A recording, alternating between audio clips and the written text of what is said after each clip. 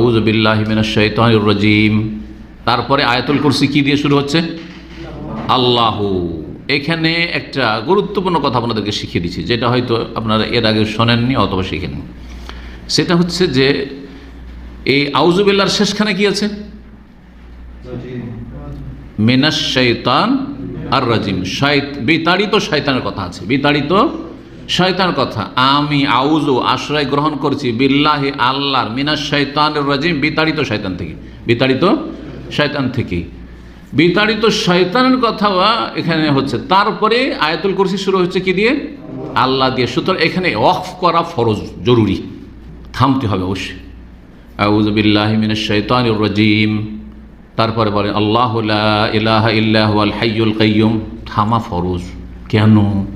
যদি না থামেন, একসাথে টান দিয়ে পড়ে নেন, যেন অনেক কারি সাহেবরা পড়ে না, এখানে করেন না, কিন্তু অন্য যে এক আয়াত আর এক আয়াত, আলহামদুলিল্লাহ রাব্বিল আলামিন আর রহমানির রহিম মালিকি ইয়াউমিদ্দিন পড়ছে না?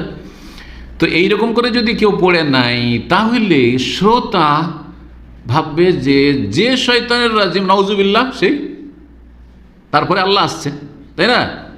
কুফর, এর চেয়ে বড় কুফরি আছে যে শয়তান রাজিম আল্লাহ? কুফর, তাই না? এইটা যেন আশঙ্কা না হয়, সেই জন্য থামা এখন ওয়াকফ লাজিম, করতে হবে, থামতে হবে।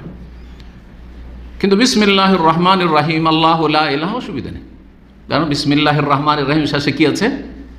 আর রহমানের রহিম আল্লাহরই নাম আছে, যিনি রহমান যিনি রহিম তিনি আল্লাহু লা ইলাহা ইল্লা, অসুবিধা নেই, অসুবিধা নেই। বুঝতে পেরেছেন?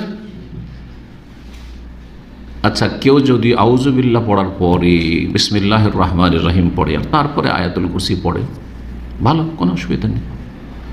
কারণ যে কোনো ভালো কাজের আগে বিসমিল্লাহ পড়া সুন্নাত, বিসমিল্লাহ পড়া সুন্নাত, যে কোনো ভালো কাজের আগে।